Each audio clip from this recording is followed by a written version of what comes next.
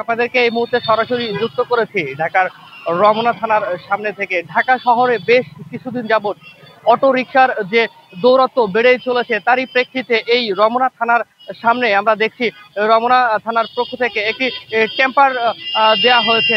যে রিকশাগুলো এইখান থেকে অতিক্রম করার চেষ্টা করছে, সেগুলো কিন্তু এই টেম্পারের রিকশার যে চাকাগুলো রয়েছে সেই চাকাগুলো কিন্তু আটকে যাচ্ছে।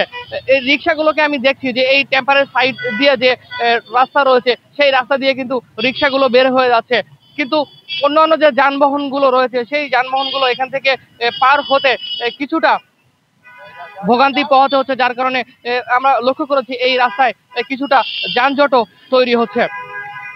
দর্শক, আমি আপনাদেরকে একটু দেখানোর চেষ্টা করছি যে এই টেম্পার থাকার সত্ত্বেও রিক্সাগুলো কিভাবে এই জায়গাটি অতিক্রম করে চলে যাচ্ছে। আপনারা দেখছেন একটি অটো রিকশা এই টেম্পারকে অতিক্রম করে চলে যাচ্ছে, কিন্তু বড় যে গাড়িগুলো রয়েছে সেই গাড়িগুলো এই টেম্পার পার হওয়ার ক্ষেত্রে এখানে কিছুটা স্লো করতে হচ্ছে, যার কারণে পেছন সারিতে যে গাড়িগুলো রয়েছে সেই গাড়িগুলো এখানে এসে আটকে যাচ্ছে।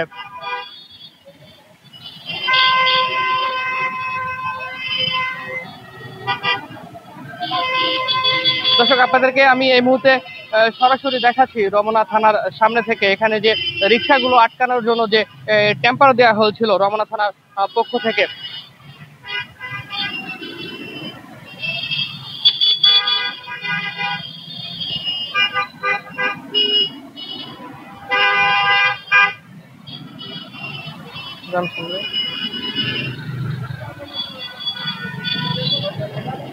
দাদা।